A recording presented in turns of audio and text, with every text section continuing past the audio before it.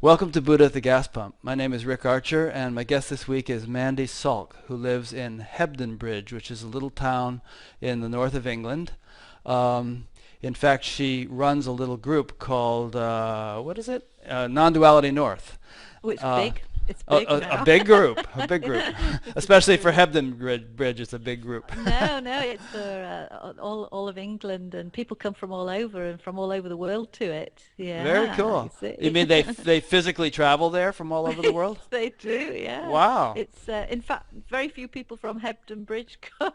Oh, It's just in Hebden Bridge, but huh. yeah, it's been going for about 5 or 6 years now, and so it's quite big. Cool.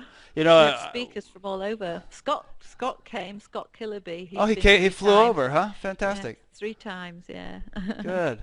Yeah, I interviewed him a while back. I really enjoyed that Oh, he's discussion. lovely. I'm Yeah. listening to all of his kilologs these days. He's- I was thinking you could even do a thing. You might be able to hook up a Skype thing like this and have guests from elsewhere Skype in, and you could have people sitting there, and they'd be able to see them on a screen, and they'd be able to ask them questions and so on. Something to think about. We'll talk about that. I'll tell you later on. We'll get into Yeah. technicalities. But in any case, Mandi wrote a book, The Joy of No Self, which we'll talk about a bit. And she says when she sent me this book, she said that her thinking or way of speaking had evolved a bit since writing the book. So I'll be interested in hearing about that. And we'll have plenty of time to talk about, there is no one and there is no, and it's all just stories and all that, if that's the kind of thing you want to say. But I would very much like to have you tell your story also, because as far as stories go, it's a fascinating one.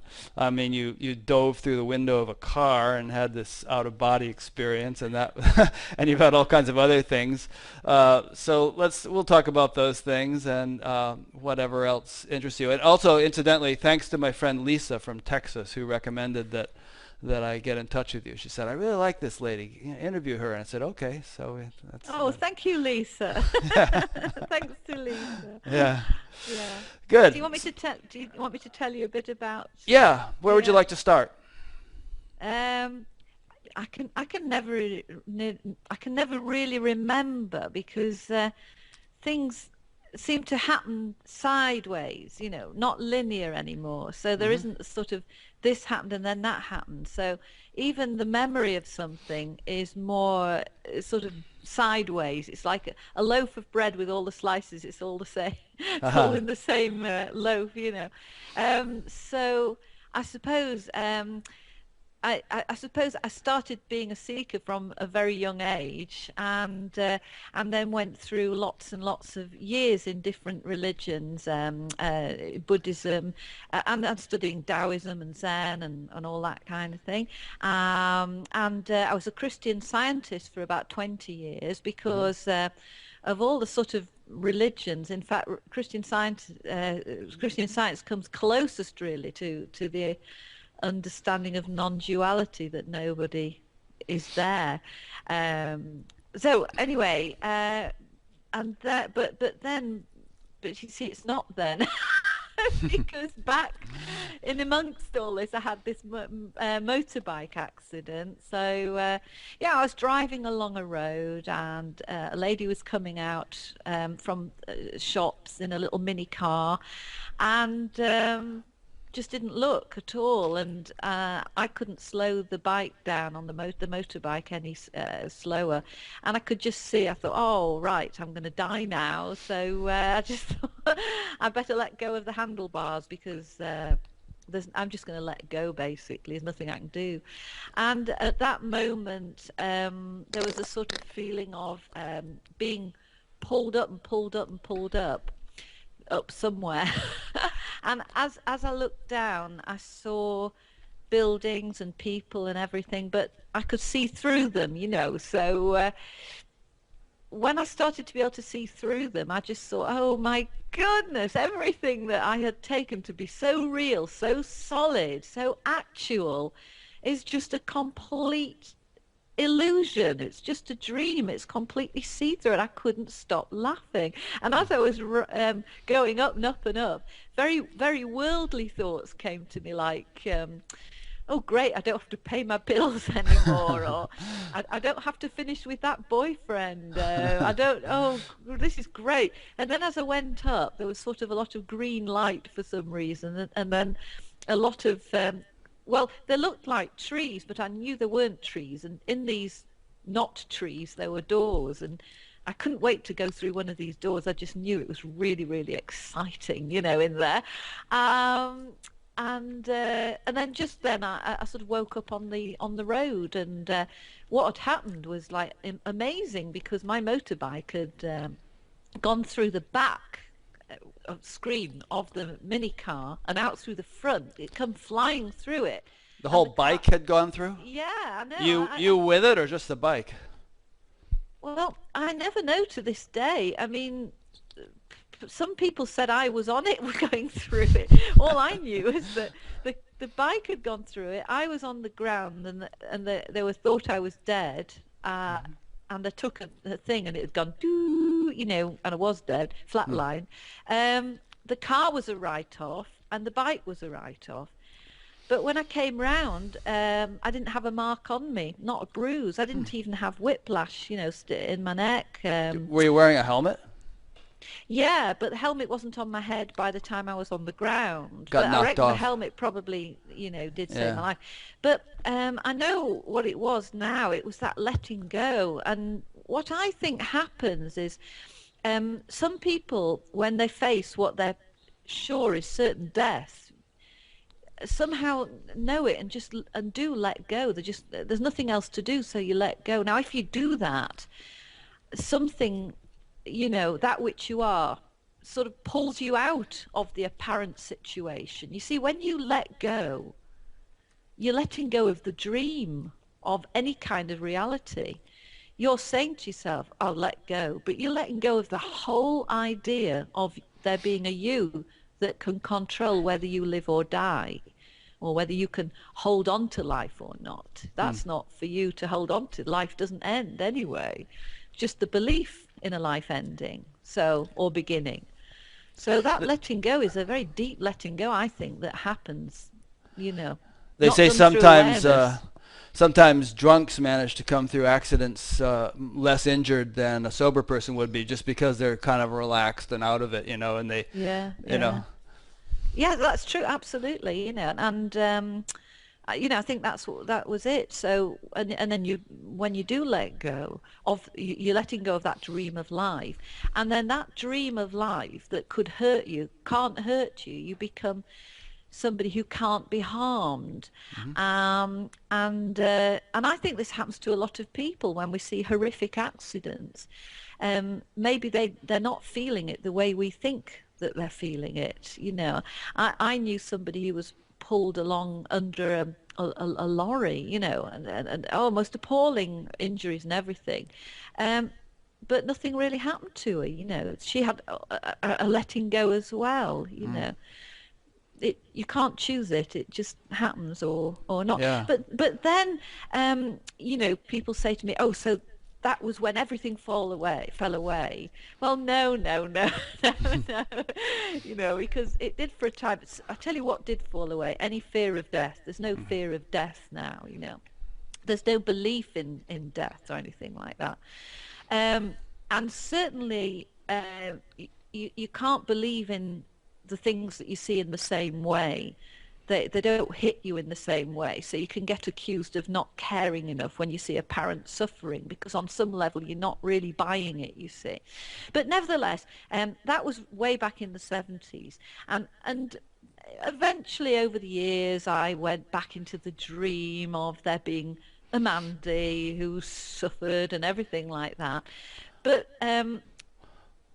Well, right after that yeah, accident, did you? yeah.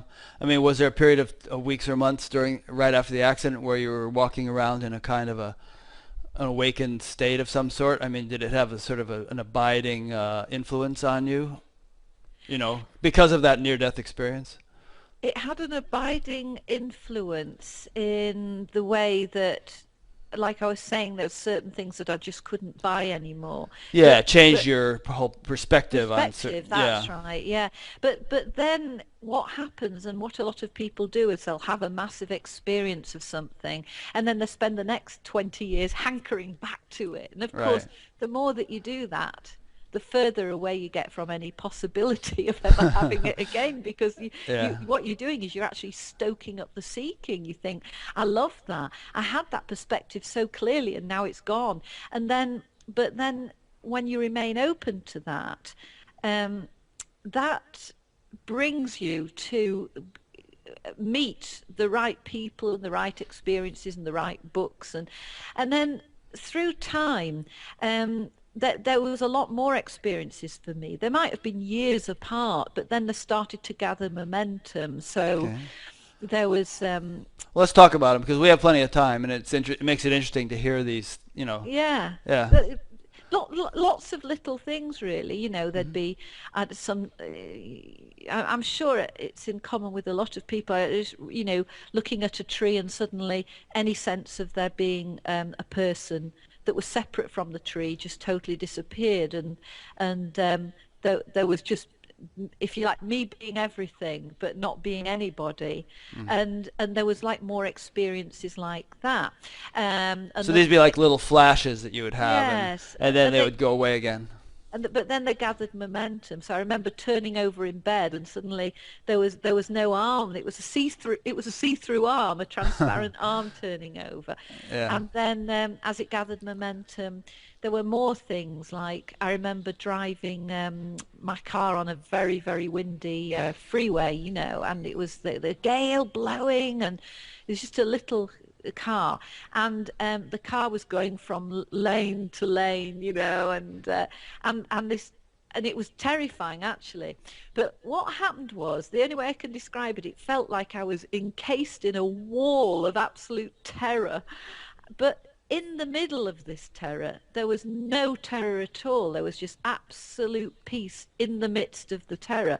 Hmm. So things change like that, because instead of, when you buy the dream, you are the terror, you are the whole thing.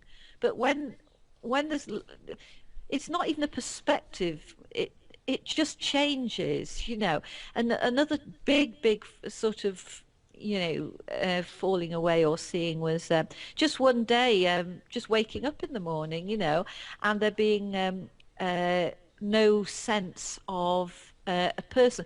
No, when I woke up that morning, nobody woke up. There wasn't Mandi there. It wasn't like an out of body experience. There just there wasn't any. I mean, I could.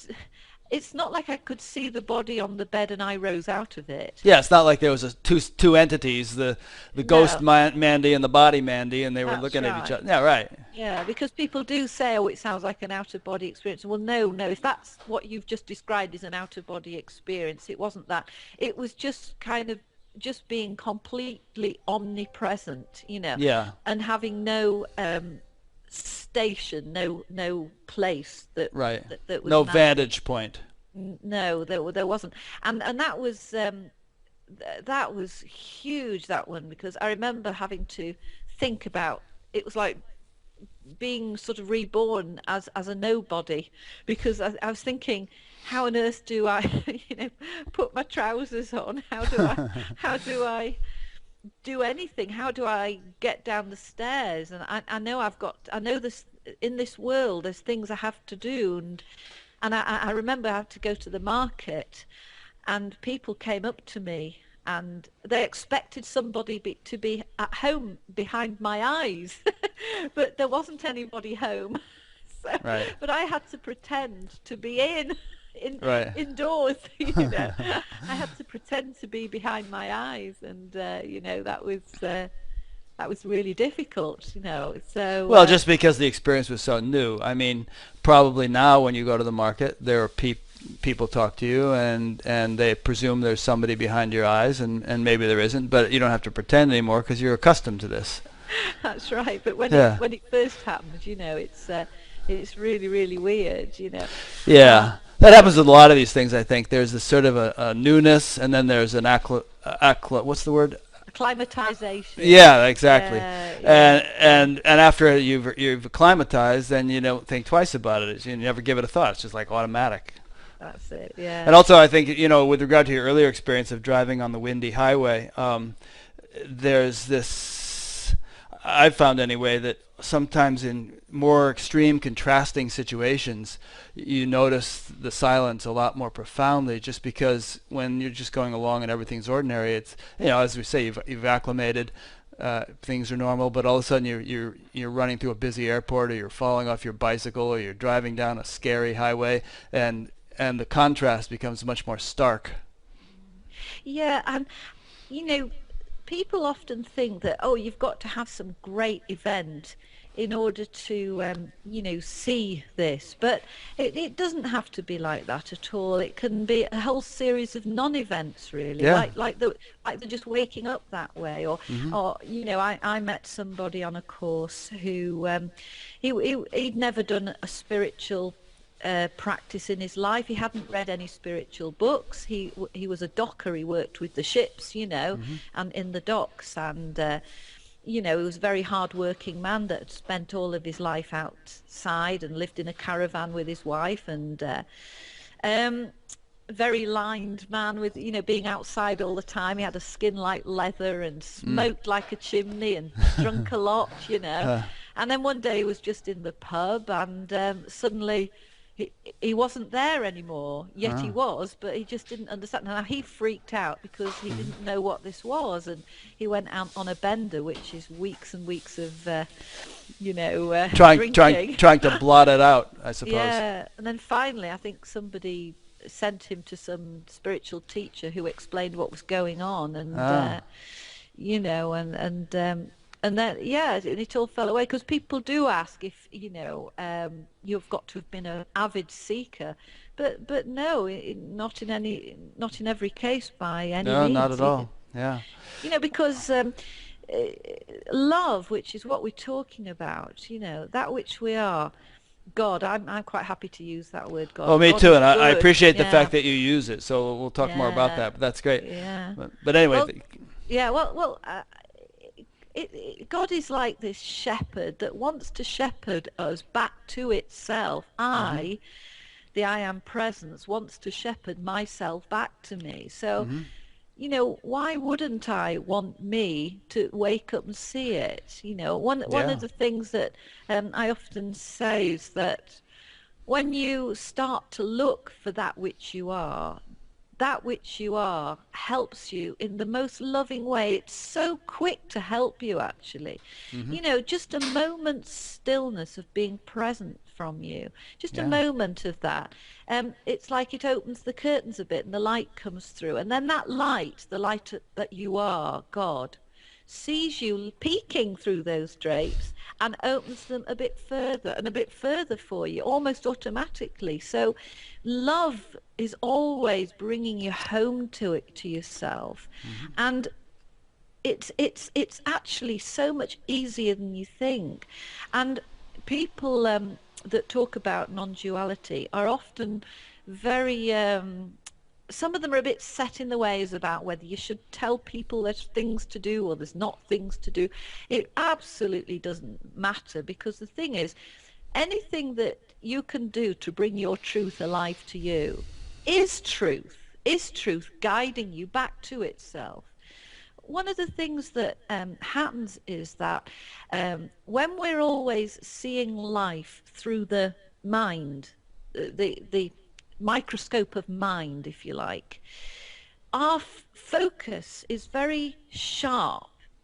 We focus on things, and in a very sharp way. So indeed, we don't like it when things go out of focus. If we think things are out of focus, we try and fix it straight away, which is natural. But because we have this sharp focus that we're always aiming for, we see objects as very, very solid. The Mm. thing is that, just sitting and looking into space and deliberately softening your eye focus and waiting, and just even, just being still, like as it says in the Bible, be still and be still and wait on God. And or know be, that I am God or something. that's sorry. So be Yeah. still, know that I am God. Yeah. Now, when we are that still, even if you can only manage it for a few minutes, and you soften your focus and look into space, what you're doing is you are now not looking through the microscope of mind.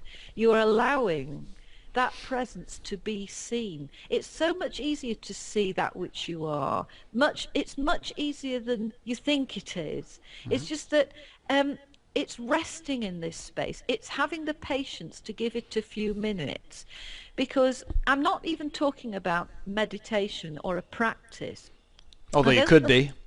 I could be, but I don't really believe in practices, because that's like looking for a formula. As soon as I mean, meditation is lovely. It's absolutely beautiful. And why wouldn't you want to do it? Because it is lovely. But that's not what I'm talking about. I'm not talking about meditation as a practice that we sit down for 20 minutes in the morning and then 20 minutes in the evening, because that's not going to get you closer to what you are. Because what happens when you're not meditating? It's really about... It sticks. Yeah. It's that kind of doing one thing at a time. It's meditating. Well, let's forget that word conjures up this idea of a formula. I'm really talking about exactly what I said, that whenever you can, just give it a few minutes. Look into space, soften your focus, and just wait, be still, and wait on God. And God, that which you are, always comes. It never leaves you empty. It always comes, because there aren't any spaces in this. It's like people think they always have to fill the spaces by doing or by talking or whatever. But the spaces, they're already full. There's such fullness, such abundance. And so the minute that you give it a chance, it's seen. It's just seen. And what is seen? Well, when people do this, they'll see it. There's a spaciousness that happens, And this isn't a formula either, but it's something that really can enable you to feel this presence. Personally, I don't have a problem with formulas and practices. I don't think they have to be traps of some kind. I think a person can get kind of hung up in a certain rigidness. But on the other hand, I think that I know many people who've done a lot of meditation, and I would argue that it has in fact brought them a lot more in tune with what you're talking about. So I mean, I'm just more inclined to say, not, instead of saying not this, I'm inclined to say, yeah, this, and this. It's like, as you were saying earlier, that loving presence of God wants us to come home, and as Jesus said, seek and you shall find, knock and the door shall be opened. And any sort of thing that one does along those lines, it may not be what they will ultimately do all their lives. It might be a stage, but I think personally, it's my opinion, I don't want to be argumentative about it, but I think that all these things can contribute to an unfolding, either gradual or rapid, for people. And there's no universal formula. One size does not fit all. Different things suit different people. But whatever anybody's doing, I say, good on you. Do that. And, and if you get tired of doing that, do something else. As I said earlier, meditation is lovely. Why wouldn't you want to do it? Yeah. I'm just sort of saying that I have seen that when people... I know people, that live in my area, because there's a lot of, if you like, seeking, and this is a very hippie town where I live, and it's got, it's lovely. It's got musicians and poets and spiritual seekers and everything. But sometimes it's, what I see a lot here is a lot of rigidity about this meditation. Oh yeah. And thinking that is the only way. I'm not disagreeing I agree. with you. No, I agree with you. Yeah. I live in a similar place. I live in a town of 10,000 people where about 3,000 of them meditate. It's the place where Maharishi University of Management is founded, and so there's a lot of people practicing TM here, and then a lot of people doing other things. And some people are very sort of easygoing about it and open-minded and all, but others are, it's a bit fundamentalist mentality, which I think you'll kind of find elements of in any group. And they may evolve out of it eventually, but there's definitely that, and I think it can definitely get a person hung up. Yeah. Well, Yeah. anything can. Yeah, Anything true. can, True. You can be a fundamentalist non-dualist. Yeah, you totally can. Yeah, I think that you can always spot them when they lose the sense of humour. Because when you lose your sense of humour, you really lose your sense of any kind of perspective. Well, we don't have to worry about you because you've got a good one. Good, thank you. Yeah, yeah. But please understand me. I'm not. I wouldn't put down any practice. It's just that, to me, what we're talking about here is that whatever you're doing, you're just doing that. Mm-hmm. Now it's quite Zen-like in a way, but we're not talking about mindfulness here, where you pick up a glass of water and you feel the weight of the glass and the water and everything. It's just that you want the water, you pick the water, and that's all you're doing. And you find that more and more this experiencing of what you truly are, as more of that happens, the mind is we don't want to get rid of mind is vibrant. We can't get rid of it anyway, but it tends to sort of go more into the background and the foreground, so that what you're doing tends to be just what you're doing. And therefore the need to have a practice of meditation starts to recede, that need to do something, because there's a restfulness and an at oneness with everything that you're doing, because there's ultimately nobody doing it. So yeah. Now, a lot of people, of course, talk about giving up the search and not being a seeker and so on. And I think that the sentiment behind that statement is that there can be this sort of carrot mentality, the donkey following the carrot, where the realization is always ahead of you, and that can go on endlessly. You're always chasing after it, and if you belong to some organization, there's always, if I go on this next course, then I'm going to really get it, or if I get this new technique, I'm going to really get it. And I think that a person can spend lifetimes doing that, and there's definitely something to be said for recognizing what's in the here and now, and breaking out of that, that treadmill of constantly running after something. Yeah, I mean, to me, this is just about. It's completely down to earth. It's just. This is it. This is what I mean about sort of any techniques. It's not about doing anything special or ceremonial, because all those kind of things can make you wear a badge, like I am a meditator, I am a yoga person, I am this. It's everything's sacred, and it's also not sacred. Yeah. That's why I always sort of say eating sausages. If that's all you're doing is eating the sausages, if that's all that's going on, what could be more spiritual than that? Because when there's only one thing going on, then there's nothing about a you that's doing it. That's when we can really see that. I remember years ago, my husband, who was sort of, when I met him, he'd been a meditator for 14 years, and he was way ahead in all this spiritual. Was he a teacher of it, or just a practitioner? No, he's just a practitioner. Practitioner really. He was just an amazing guy, and but anyway, one day he just ran down the stairs in glee and said, "Mandi, I was tying up my shoelaces, and that was all that I was doing." At the time, you see, I hadn't got a clue what he meant, and I just went, "Oh, that's nice. Good. That's great." And now I know exactly what he means. He means that sense of a person that is the doer had just completely gone. God was tying the shoelaces. That's why I say that God makes the tea. God does everything. That which you are. In him we move and have our being. In it we move and have our being. Being is the only doer. Nothing really gets done. So when he was just tying his shoelaces, and that was all that was going on, that was the absence of the doer, and that was such a joyful moment for him.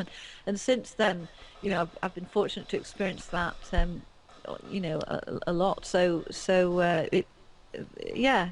So there isn't any carrot, because this is why I will say to people, there are things that can help, that you know, help you to see it a bit. Yeah, like I've shown people listening about just not looking so hard through the eyes, not looking. See, this business about not focusing every so often through the day, if you can remember, is really good, because it stops this belief that you are really looking at something solid, that there's something that's you that's looking through this matter to see something else. That the more we can drop that, Yeah. eventually there can be more of a seeing. So, like you were saying, there's a lot of people hang like a carrot, this enlightenment thing, and many teachers say, and it may never happen to you, and it happens to certain people, and blah de blah. Well, what I've seen is that it's happening to loads of people. Oh yeah. Loads and loads of people every second. It's an old-fashioned expression, this, a quickening. But there does seem to me to be a quickening, Yeah.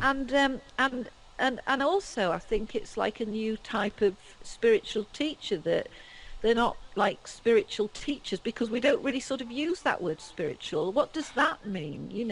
I don't really know what that means anymore, because to me God is love, and it's completely accessible, and it is what we are, and it's every day. It's not sacred and spiritual. It doesn't need ceremony. It doesn't need certain times in the day.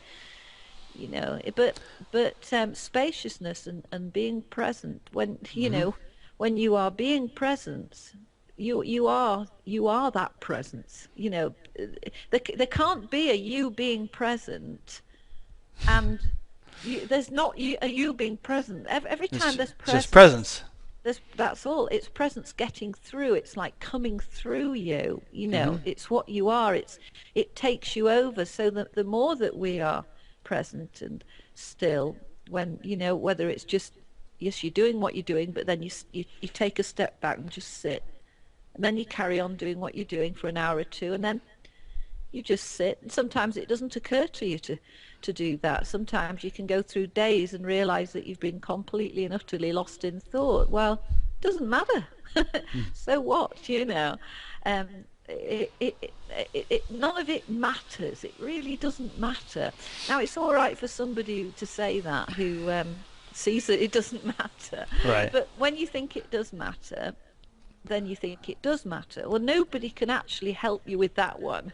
Whilst there's this earnest belief that there's something to get, then until that sort of drops away, that desire is there. But I just want to say something about that, you see, because what happens is this old-fashioned idea of what enlightenment is the very calm, quiet, blissful person giving sympathy, bless you.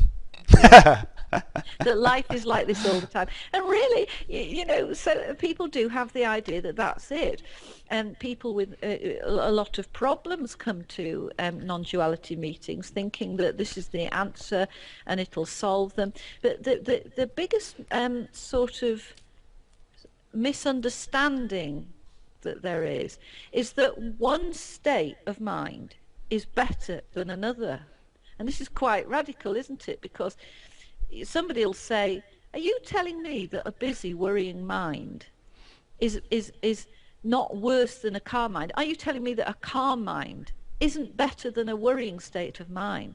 But you see, whatever is arising right at this moment is just the way that it is. And it's as soon as we push against it and resist that moment, that's when all the trouble starts. Now, if we're in an anxious, fearful moment, the worst thing is to crave, to wish you were enlightened, or to wish for a peaceful moment, because the more that you wish for that, the more you're coming away from the present moment, and you're elsewhere thinking that you're a person that can get this peaceful moment, yank it out of midair, and then everything will be all right. But if anger is there, let anger just fill the entire space. Let it fill every single millimeter of space. Let it be there like a big red cloud. And once it's, because that's what's happening. Most of us try and pull it in, bite our lip, do anything. This causes awful illnesses, and we know what I'm talking about. You know, it can, this, most of us spend our life trying to get to this other place that doesn't exist whilst we're in this place. So, you know, the worst thing you can do really when all this stuff comes up for you is to try and pull away from it. I find that if something comes up, if a fear comes up or an anxiety, there was an earthquake last year, and In your area? yeah, very rare. Well, it's never happened. Wow, I've yeah. never lived through one. I'm very fortunate then, aren't I? You know, Yeah. because it's terrible. But yes, in my area, it's not. No. Anyway, so totally unused to this. I'm in bed, and suddenly the bed shakes like from The Exorcist. You know, the whole thing. It's the middle of the night. You know, I live on my own, and I've got a dog, but the dog was 2 flights downstairs, and the pit. I put the light on, so so you see. I suppose for me, what it is that fear is there, but it's not. It doesn't seem to belong to me. So I could watch it. So I stood up, and it's a really hard thing to say. It's like it's aware of something terrifying going on, but the terror isn't in you. It's not in me. So I'm watching the bed with this kind of mixture of terror and amusement, watching it go up and down and shake, and the pictures rattle on the walls and the mirrors and everything. And I just thought, like I did when I was in that motorbike accident, there's nothing I can do. It's completely out of my control. I don't even have that thought now. It's just not in my control, you know. So I just watched it and just waited till it went, and then there is actually no fear, because it's like a complete acceptance of what's happening. So what I'm interested in doing with people is, I'm no use to people if I just stand at the front like loads of other teachers and sort of say there's nothing you can do, there's nothing you can do, because then what happens is, you know, people go you know, sort of well, it keeps them seeking forever and ever. But there's kind of is something you can do, but ultimately there's nothing you can do. Ultimately there isn't, because there's no you doing it. However, on the level of human experience, of which we are having, otherwise we'd fall over things, chairs and tables and stuff, on the level of human experience, there are certain things that can help to see this. So one of the things is, whatever's coming up is to absolutely live it fully. And then when it's lived fully, it starts to become seen that there is no you living doing it. So for instance, if anger comes up and you just see it and allow it to be there, just feeling it fully, feel where the vibration is in your body, feeling your whole body as this vibration of anger, like an erupting volcano going whoa, you know, and imagining that also that the room is full of red mist and that you are seeing red, and it's just felt fully. What happens is it becomes unreal, because there's no reality to it. Something about that, it gets seen that there's nobody actually behind that. Am I making any sense at all? Yeah, I think so. You're just advocating naturalness, and I think a lot of times people who get into seeking mode and start going to talks and reading books and so on, they are trying to, they want this experience. They're trying to figure out how to get it, and very often they take descriptions as prescriptions. Yes. You know what I mean? In other words, they'll hear somebody describe their state of experience, the way life is lived by them, and they'll take certain symptoms of that or characteristics of that and try to appropriate them. And in the process, they become very unnatural. Like you were saying in your book, you've run into a number of people who, sort of get on the non-duality bandwagon, and then they become very apathetic, and they start losing interest in relationships or in their job or other things. And I would suggest that the mistake they're making is that, the natural state of detachment is not a detachment of our individuality from our circumstances. It's the natural state of detachment that exists between universality and circumstances, between the unbounded awareness and the phenomenal world. And, if that is actually being lived, one can be fully engaged. I mean, if we go back to the Gita, Lord Krishna told Arjuna to, established in yoga, perform action. And by yoga, he meant established in universal consciousness or unbounded awareness. Go ahead and fight this battle that I want you to fight. And he was not being all peaceful and blissy in fighting a battle. That's a pretty intense activity. So I just think it's go ahead. Yeah, no, it's exactly right. It's because that's right. Because in that book, I was saying that often when people go to meetings, yes, they see it as a prescription for detachment, and it's not detachment, which is a forced thing that I believe I can detach myself. It's non-attachment. Now, when non-attachment happens, that is a natural thing. That can only happen naturally. That there is no attachment. Yeah, and what is being unattached from what, you have to ask. In the ideal state, in the state that you're really referring to here, in the state that perhaps Ramana Maharshi wrote about, what is it that is actually unattached from what? Yes. Well, it's when people get this idea that they've got it about non-duality, then they become often quite cold and detached from their feelings and emotions, but because they think that emotions aren't part of this. Yeah, everything's included. Every great, wonderful, lovely, awful, rotten, squalid thing, every single thing that arises is included in it, and also very banal things. So many people have.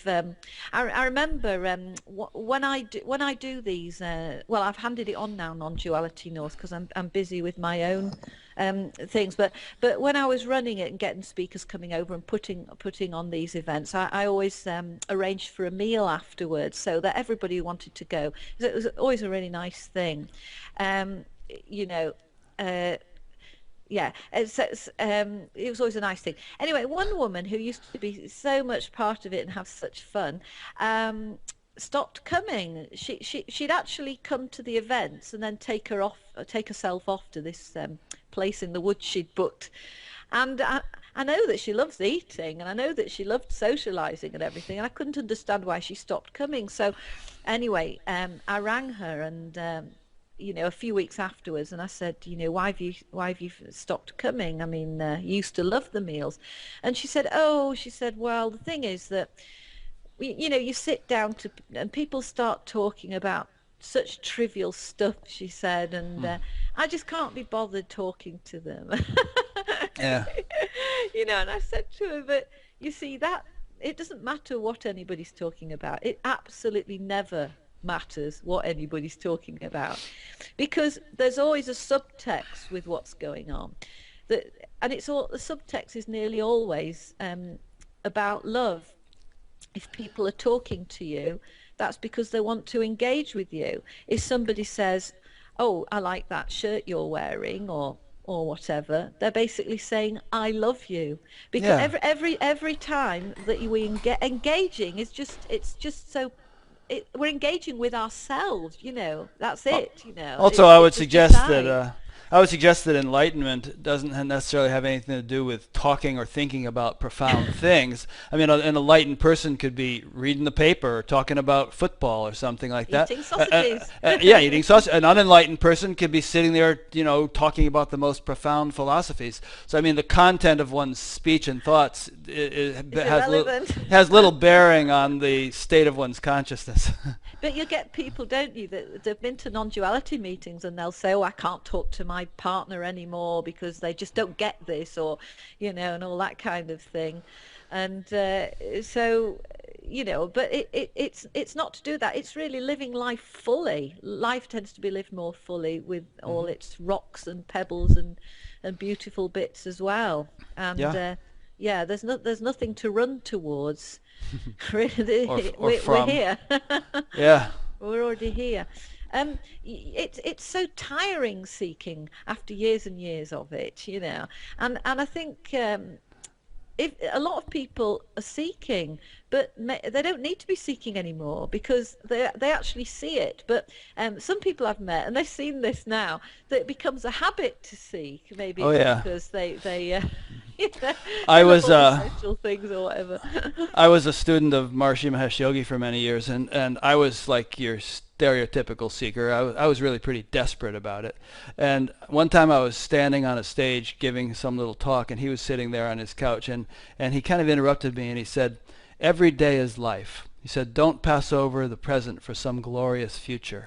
And he went on a little bit more, but it was like, chill, dude. Just relax. I mean, enjoy the moment. Don't sort of feel like, well, he said it in a nutshell. I thought it was very profound, and I've always remembered that. Yeah. Yeah, that's lovely. Oh. You know where to run to, because wherever you run, God's always ahead of you. God's behind you, at the side of you, ahead of you. Within you. Within you. You are it. You are that. So and whether you know it or not, it doesn't matter. And people that are seeking will say, "Oh, don't say it doesn't matter. It doesn't matter. It matters to me terribly." So all you can really say to that is, well, how would you be without that thought? There you go, Byron Katie. Oh, does she say that? Oh, that's part of her. Byron Oh, she's great. You'd love her. I mean, that's one of her things. She has this. She has what she calls the work. And if a person says a thing like, I hate my husband or something like that, she says, "Is that true?" And the person says, "Yeah, it's true." Can you absolutely know that that's true? And then the third thing is, well, where would you be without that thought? In other words, what if that weren't true? What would that do to your world? And then she eventually turns it around, and it's kind of a nice way of kind of unraveling one's tendency to take one's thoughts too seriously. Right, yes.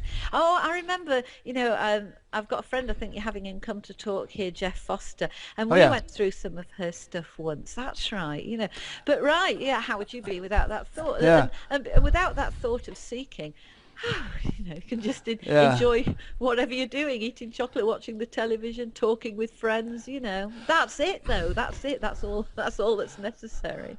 But I do want to interject one thing, and that is that there's that old word paradox, which to me means that you can often take the let me make it more simple. Just the fact that you might see somebody doing a spiritual practice, being interested in reading spiritual books, things like that, doesn't necessarily mean they're in seeker mode.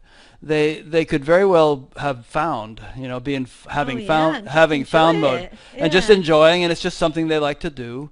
So that it's sort of like we were saying earlier about mistaking descriptions of the state for the state itself.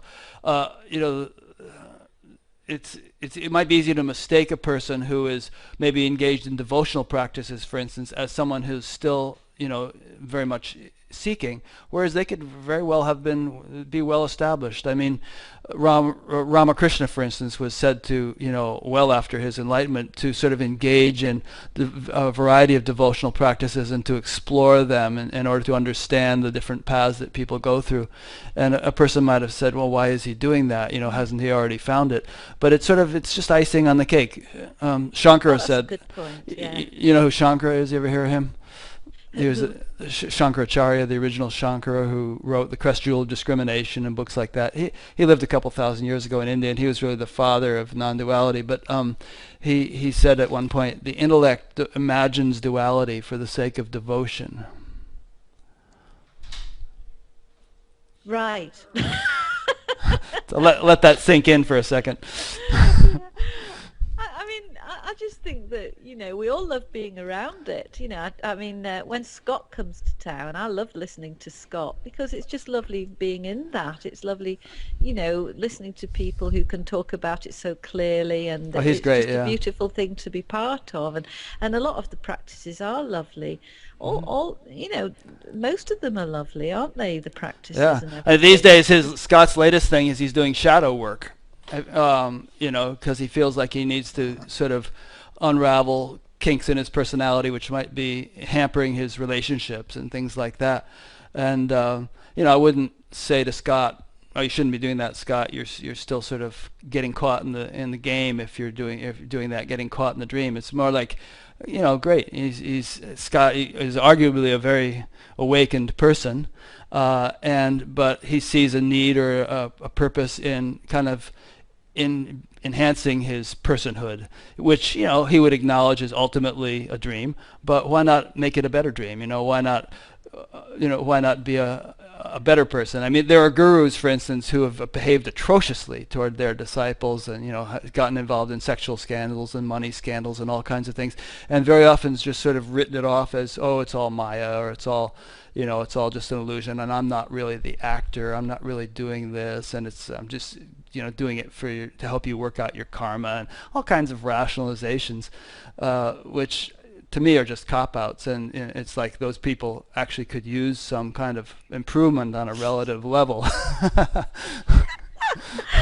we all can, we can see this myth again, isn't it? That somebody that it's like, if you think, this idea of the end of the road, this enlightenment, it's the end of the road.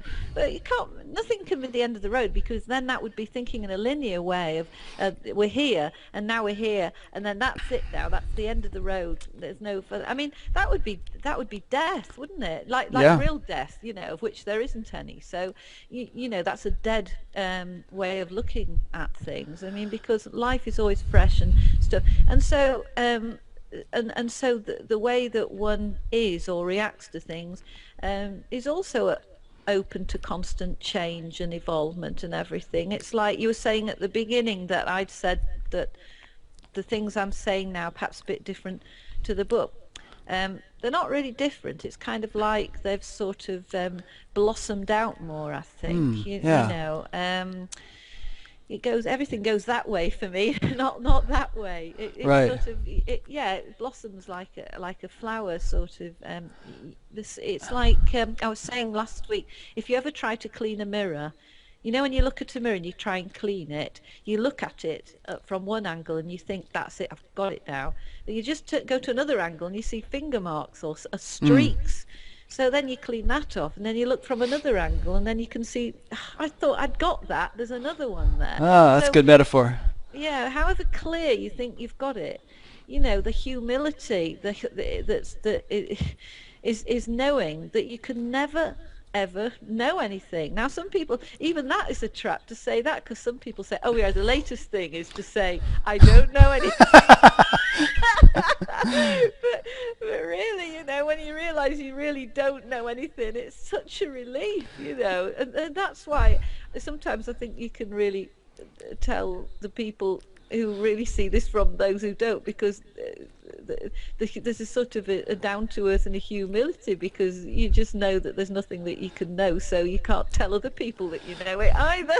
Yeah, well, that's very good. Finding more finger marks on that mirror, no matter how you clean it, and every so often you get a few more finger marks off, and then wow, there's another seeing. It's onwards. It goes on forever. That's the nature of aliveness. Yeah. And if you and I were to have a talk 5 years from now, you might say, whoa, it's blossomed so much more since the last time we spoke. Now I'm seeing it with this degree of richness and subtlety, and I'm able to express it, so much more clearly in this way, and all that. It's the nature of life to evolve. I always hope to express it more clearly. Yeah, me too. And even when I do these interviews, I always feel like, my understanding and depth of experience only goes so far. And I always feel at the end of the interview that I've failed to kind of really fathom the person to the degree to which they could potentially be fathomed, and enable them to really state it, but we just do the And best we I do can. as well. I just sort of think, oh God, you see. I mean, like the reason I mentioned Scott a lot is that he's just so clear, and he's just got such a beautiful way of he's got real clarity the way he speaks about things, and Yeah, and he's done a lot of meetings and a lot of things, and it's great. But exactly, when every interview I do, I think, oh God, I probably confuse people more because it's yeah. really confusing to speak about, and you fall over yourself with every word you say. And yet, we could say in the same breath, we could say that, that doesn't mean that you're not dwelling in a state of presence, in a state of contentment, in a state of pure awareness, or whatever terminology we want to use. So there's this paradox thing, you can be, in a sense, you've arrived home, you're at the goal, so to speak, and yet there is still, unfoldment to take place. It's Well, yeah, because I'm still apparently here, yeah, and yeah, it's still going on, and it's lovely, but I mean, there's an ease because things aren't taken so seriously, but it doesn't. But having said that, it doesn't mean that things can't come up that would be painful. It just doesn't. sure, It's just simply that it doesn't. There never feels like to be somebody solid that's experiencing it. It's like standing near a fire and you can feel the warmth, but you aren't the fire anymore. It's like. Before, if I was upset about something, it was me that was upset. I'd be absolutely ground down by it. But there's not that. It's like the fear's all around you, as if you can feel heat from a fire, but it isn't you anymore. You don't feel that it's you anymore. yeah. And this, as I say, it's happening to so many people, and it'll happen to loads more people, and it can happen to every single person that's listening, because it's just an evolvement of, well, it's a diminishing, really. It's an evolvement of the diminishing Yeah. of the I. Because also, if you are a seeker and you are open to this, then surely, the more that you hear this, eventually, yes, of course, there are levels, like, in one way, like, we hear it on the intellectual level at first, and one can agree with it. Well, first of all, you might have resistance to it. So, but then if you can get past your resistance, then you intellectually understand it, and then it makes a bit more and more sense, and it goes a bit deeper, and until, if you're exposed enough to it and you're interested enough in it, life starts to be, on some level, it gets deeper, and even though it might have just started from that intellectual understanding, there's, like you were saying before, it can happen in any way to anybody. Yeah. The way to God is so generous. It's not going to put barriers. If somebody comes at it through the mind, of course, you can't ultimately come through the mind to this, but eventually, when you come through the mind gives up. There's got to be a giving up at some point. Of course, we do see people who are so locked into the mind, and it's clasped them, and it hasn't let go yet. But also, nobody can afford to be superior to those people, because sometimes those people who are so tight, suddenly something can just burst. Or almost like when Eckhart Tolle said he was about to commit suicide, and then Yeah. it just burst open. So nobody can judge another as to how near or not near they are to the actual sort of seeing of this truth of what they are. You're very right. I mean, look at your dock worker friend, I mean, Yeah, who would have I was going to guessed? say, look at my dog. My dog's really got it. All dogs have got it. But not the dog worker, yeah, totally. Yeah. Yeah. Actually, I have some book that my sister gave me about dogs and enlightenment, or what is it? I don't see it on the shelf right now, but some beautiful quote about a book with all these enlightenment quotes in it, and then pictures of dogs that kind of exemplify the quote. Yeah. Oh, Yeah. yeah. How was Um, I just it really. I mean, that dog. What you see is that every moment is just so exciting. I mean, every single day has his meal twice a day. I put the food down, and he does this little. Whoo! He does this little Yeah. skip for joy every time. Yeah. Even the same food. Same park we go to, and he just the absolute thorough enjoyment. And it's just, yeah, just, I think people that's why just people like, love well, animals. eat again. There's this innocence, we tune Yeah. into their innocence and their spontaneity, and it teaches us something. So we kind of like in your story of the evolution of Mandi, we kind of left you rolling over on your bed and not seeing an arm or something like that. I mean, are there more? Were there more significant milestones? And was there any sort of point at which you had a major breakthrough, aha kind of thing that never seemed to revert back? It was a building up with me, it was a building up of more and more of those things until they all sort of gelled together, until I sort of realized that, it, uh, it had all gone. But it Hmm. wasn't, I'm not talking about what you're saying there. It's not a big realization. It was just thinking, I remember I was cleaning the kitchen surface. I was cleaning it, and it was a bit like that sort of thing that my husband had seen when he was just tying his shoelaces, and that's all he was doing.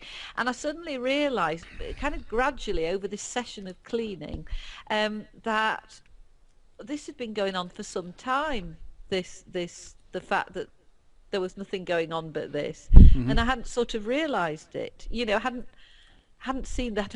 I hadn't seen that. I was seeing it now. It had come so gradually. Yeah. It was just more and more of these events, lots of little events, like looking at the tree and suddenly not feeling that there was a separation between me and the tree, and watching the dog one day and not seeing there was a separation between his jumping and my. You see, at the moment,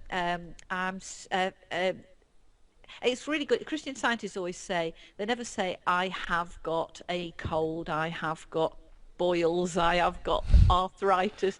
They always say, I have a belief in boils, I have a Huh. belief in arthritis, which means that you're not really buying the idea of it. So, if you like, I have a belief in arthritis of the hip, and that's completely worn away on one side and is wearing away with arthritis on the other side, and arthritis in my knees and things like that. So at the You're moment, speaking of your actual. yeah, my Yeah. body at the moment. So Okay. it's having some apparent challenges, right? Hmm. Anyway, so one of these seeing things, I mean, this has been going on for years though, since I was little. So had problems in that area, but one day I remember I was watching. I was quite immobile, and I was watching the dog playing in the park and running. I was throwing the ball for him, and there was just this was just one of these moments. There was a complete loss of the idea that I wasn't the dog. I was the dog. I was that playing, that jumping, that running around. I was it. That was just another of those things. Because that was a really lovely one. I loved that one. Hmm. And then it was just like more and more of these little seeings. The biggest one, the big one, was the motorbike accident, and that one where That was I, pretty early on. I mean. yeah, that was years ago. That was in the Yeah. 70s. Hmm. And then it was as late as like the 90s, that thing with the bed, Mm. waking up, there's nobody there, And then it was just sort of more and more and more until I hadn't even realized. And a lot of people are seeing this now, that they haven't realized yet that they've got it. Yeah. Well, Yeah. not got it. Don't let me use that word, but No, that's they're okay. I sort know of what you seeing mean. it. Yeah, Yeah. yeah. So, There's a. that's the good news for everybody, though. That's the good news, because so Yeah. many people say, "Oh, so you had a motorbike accident. Tony Parsons walked in the park. Somebody else had this." No, no, no. It really doesn't have to, be that way. There's a saying that there's two ways you can get drenched while taking a walk. One is you can be walking along, and all of a sudden you get caught in a sudden downpour and you're drenched. And another is, and this one is probably quite common in northern England, you can be walking in a heavy mist. And after a while, you suddenly realize, I am really drenched, but you don't really know when it happened. You Oh, think, that's brilliant. yeah, Yeah, I when love did I get that. drenched? You're just as wet both ways. Yeah, But that's super. and I think most of the people have the heavy mist kind of way of going about it. They just sort of realize after a while, hey, this never leaves me now, and I'm different than I used to be. And occasionally you have the people who have the sudden satori or something, Mm. but they seem to be the exception rather than the rule. Yeah, and it doesn't matter which way it happens, Yeah. because if your desire to wake up to what this is so strong, why wouldn't you, which is I, this I am present, why would I want to resist myself, why would I want to hurt myself or withhold from myself? I can't do that. And the more that we see that which I am wants me, the me, to see this. It's embracing us. It's shepherding us home the whole time. It's just,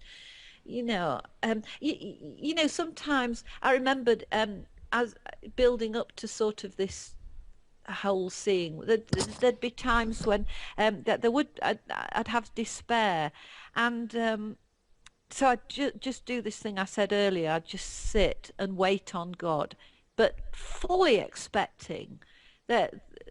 Before, when I was younger, I didn't expect it, but then now there was this full expectation that ask and I shall be given immediately, really within seconds of just softening my focus and just sitting back. Um, this love would just fill the room, and many people have written about it and talk about it. Just this absolute love. It's there for everybody. It's almost you just scratch a little bit below the surface, like scratching a little bit of paint off, and it's absolutely there. Nobody gives it the chance. That's all. It's written there. Be still and wait on God. It comes, because it's what you are. You can't not be there for yourself. Yeah. One thing I sometimes wonder is, people who have spontaneous awakenings, or they all of a sudden find themselves catapulted onto the spiritual path, like the dock worker friend, and a number of people like this woman in Arizona that I interviewed a while back, and her interview is very popular on my site. More people listen to it than any other.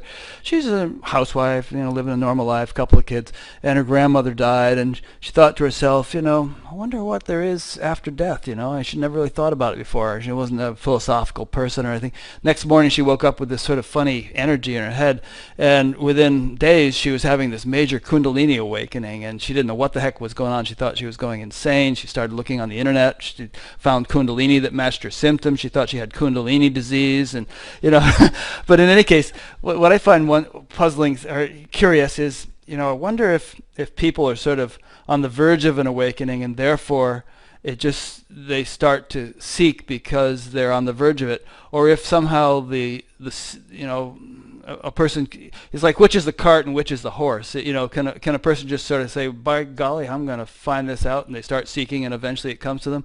Or the two kind of go hand in hand, and it's really hard to say which is the cart and which is the horse? I don't know. I think that's a really interesting question. I don't know. I think both can be true. Absolutely. You can feel completely on the verge of something sometimes, or you can feel that things are so bad, but you realize that well, who's feeling that they're so bad? Who is it so bad to? Like what's Eckhart really going on? Tolle's Oh, thing, like that. Sorry. Yeah, Like, he said I can't live with myself anymore, and then he thought, wait a minute, are there two of me? yeah, yeah, And then he had this awakening. Or Byron Katie, this woman we referred to, she was like in a halfway house. She was so totally non-functional. She's lying on the floor because she didn't feel like she deserved to be in a bed, and some kind of a cockroach crawled up across her foot, and she had this awakening. And she ended up becoming this very profound spiritual teacher. It just sort of happened. So you wonder sometimes whether people are, I don't know, it's speculative, and maybe it's silly to even speculate like that, but it's kind of fascinating sometimes to see these people who have these spontaneous awakenings, and you wonder whether they have prepared for many lifetimes and it's finally blossoming, or what the heck is going on. I think that I don't know really, because I don't think mine's really very exciting to say. Mine's more of just it's just a sort of a real absolute expansion, really. That's what mine.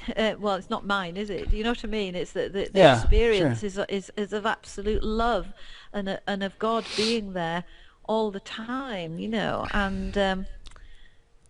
Yeah, Let's talk about God a little bit more. You've brought up the word God a little bit, and that word is a little bit anathema in some non-duality circles, but you seem to be comfortable with it. it does sort of give a personification to this presence that we talk about. It's not just sort of a flat, absolute nothingness. There's a sort of a love quality, intelligence quality, and all that. What would you like to say about that? Well, I suppose it's because my understanding of what that God is exactly what people are describing when they say being. What else do they say? Consciousness, awareness. But all these words don't work. Consciousness. Well, who is there to be conscious? Who is there to be aware? God, translated in a lot of other languages, just means good. But to me, it's the same thing we're all talking about. It's that life that we are, that I am presence, that yes, that ultimate, not a man in the sky, that ultimate intelligence. It's the life. It's life, truth, love. Which is why I was so interested in Christian Science. They had 7 synonyms for God: life, love, truth, principle, mind with a capital M, not little mind. It's what we are. It is that I am presence. But because I've always understood God to be like that and not a man in the sky, to me it's just very easy. I'm very comfortable with it. Yeah. Well, I mean, religions do say that God is omnipresent, and if he's really omnipresent, then he can't just be in the sky. He's got to be in the chair, and he's got to be thoroughly permeate us. And in fact, he's got to be that consciousness that's looking out through our eyes. Exactly. So that time when I woke up and nobody was waking up, and there was just this omnipresence, I knew myself as that. That's what we are. So not Mandi as that, just that presence, that being. So that's what it is. It's just an easier Yeah. term. As a matter of fact, that statement, "Be still and know that I am God," isn't that the way that goes? It doesn't. It's not necessarily referring to another entity that you know to be God. If you're still, it can very well mean be still and know that I am God. That's it. Yes, that's it. Yeah, and there's be still and know that I am God, and there's something da wait on God, like be still and wait on God. There's wait on God. I know there's wait on God. Anyway, you don't have to wait long. That's the thing. We're talking. Maybe a minute at the most, almost till that which you are gets the call. Yeah. But you can just it's so accessible. That's the thing. It's so accessible. And when when people have got a very worrying mind, a very, very busy mind, that's a luxury that we can't really afford. When it's very busy like that. The tendency is to not want to be still at that moment, but to be really engaged with the thought and engaged with it. And it's almost like a sick sort of magnet that pulls us down, But that's just another thing, that if you can just stop, or imagine a big massive alarm clock with those big bells on the side just ringing, and just go stop, and just sit back and just give yourself a second of this soft focus and everything.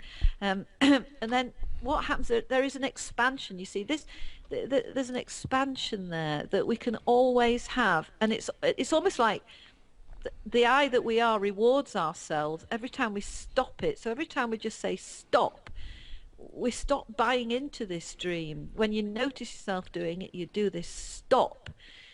Years and years ago, before I was even knowing anything about non-duality, I used to say, "Stop the world, I want to get off." It's just a little sentence I used to say. I think it's from a show or something. There is a play or a movie or something, yeah. That's right. So I used to say that, and I used to notice how there was a real sick desire to keep on in the trap of the thinking, and I started to see that it was a luxury that I couldn't afford, this kind of, hang on a minute, I've still got to finish this thought, hang on a minute, it's important, and I just had to pull the plug on it. I started to see, I just kept pulling the plug on it until I got used to being able to do that more and more often.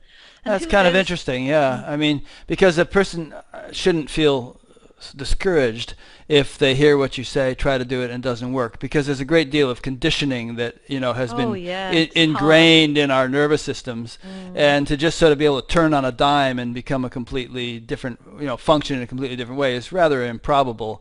I did it. It took me years, but I did it. But like you yeah, but say, you didn't do it in a moment. It oh took you no, it took you years, and yeah, that's just the way we're constituted. I mean, it does take a while to change ingrained habits and ways of functioning, and so but if a person just proceeds patiently and diligently and with sincerity, you get results. yeah. And you may not get results, but there's no reason to think why you shouldn't either. Why shouldn't I see myself? Yeah. Why shouldn't I? Not why should I? Why shouldn't I? Of course, it's extremely possible. That it can be seen for anybody. I'm just an ordinary human being. There's nothing extraordinary. There's nothing extraordinary about any person. There is no people that are extraordinary. It's the spirit. It's the love. It's that which we are, truly are. That's extraordinary. And But like you were saying earlier, I think there is some sort of global quickening or epidemic underway, in which it's becoming more and more easy and likely for this sort of thing to happen, whether or not one seeks it. I think we're just seeing a yes. lot of waking up taking place. Whereas a couple thousand years ago, it's like as someone put it when I was interviewing this, they said it was as though in the Buddha's day there was a very thick membrane that had to be penetrated in order to kind of break through to the other side, so to speak. Whereas these days it's been broken through more and more and more and more, and it's getting very porous, and it's sort of it's much more the atmosphere is much more conducive to awakenings. Absolutely, because I mean, even on the logical level, that because of, like, say, YouTube, there are now, and your Yeah, website, look what we're doing. yeah, exactly. There's more and more and more. We are having what I remember Eckhart talking about years ago, before this anything like this ever happened, which was, wouldn't it be great if consciousness came to TV? Well, we have got, conscious TV. Conscious TV is even on TV, Yeah. and has its own channel, and this site, and so many sites. So non-duality is accessible to people in the furthest reaches and in the most isolated islands, of the world. So I look at my Google stats, and there's people all over the place in really little out of the way places. yeah, that's beautiful, isn't it? It's just Yeah. beautiful. It's got to happen. It's got to happen, and it's happening more and more as people see that it's nothing special. It doesn't happen to special human beings. There aren't special human beings, and for many years people thought there were special human beings. There's the only special thing is that which we all are. That's what unites it. It is. That's a very good point. I was just exchanging emails today with a friend whom I've known for years, and unbeknownst to me, she had an awakening a couple of years ago, which has persisted. And she said she's only told 4 or 5 people, but she's telling me because I have this show, but she's only told 4 or 5, she lives here in my town, she's only told 4 or 5 people because after telling the first several, she got such sort of blowback from people. They were very skeptical and doubtful, and because she's an ordinary person, she doesn't float 2 feet off the ground. How could you be awakened? I don't feel like I go into samadhi in your presence or something. And so she just stopped talking about it. But one of the motivations I had in starting this whole thing was to have person after person after person who are basically ordinary people tell their story, so that people can see that, hey, I'm like her or I'm like him. Why not me? If that can happen to him or her, why not me? You don't have to be some kind of Superman. That absolutely. That's how it needs to be now, because if people have decided it's somebody special, and then it happens to your friend next door, then you get jealousy involved, and that blocks the way for people as well. How come she can see it and he can't see it, and blah blah blah blah. I mean, yeah, the Bible says a prophet is not without honor except in his own home. Yeah. Yeah, you can't be a prophet on your own doorstep. Absolutely, Yeah, and it's best to keep quiet about these things sometimes. Or not. I mean, I have this other friend that I was talking to earlier this morning on the phone who lives here in this town, and he's been awakened as long as he can remember, from the age of 4, whatever. I mean, throughout his teen years. And these days, his experience, he's in his 60s now, and he has such a sublime level of realization, such richness and depth and detail.